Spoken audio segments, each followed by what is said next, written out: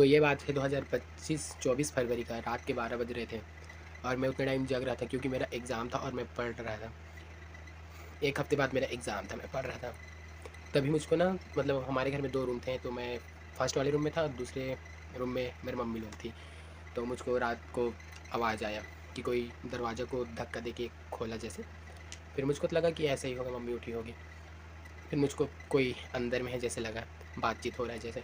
फिर मैंने उठा चुपके से, दरवाज़ा बंद था। तो मैं हैरान हो गया कि दरवाज़ा तो खुला था जैसे लगा और बंद हो गया बोल के।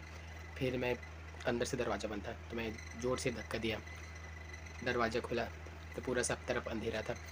मुझको समझ नहीं आ रहा था कि क्या हो रहा है, कुछ हो रहा है। फिर सीधा मैं मम्मी के बेड पास गया। मेरे पापा नहीं रहते थे, पापा मेरे बाहर काम करते थे। फिर मैंने किसी को कंबल के अंदर देखा। फिर मैंने अपने मोबाइल का टॉर्च ऑन किया और देखा तो कोई दूसरा लड़का था जो मेरी मम्मी साथ थी। मुझको समझ नहीं आया मैं क्या करूँ। फिर फटाक से मेरी मम्मी उठी और मुझको पकड़ ली।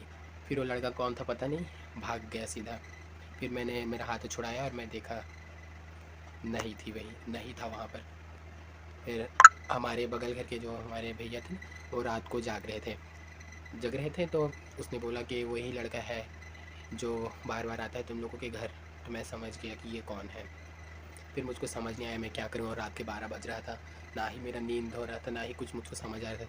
मैंने सीधा मेरे पापा को कॉल किया और बताया कि ऐसा ऐसा बात है।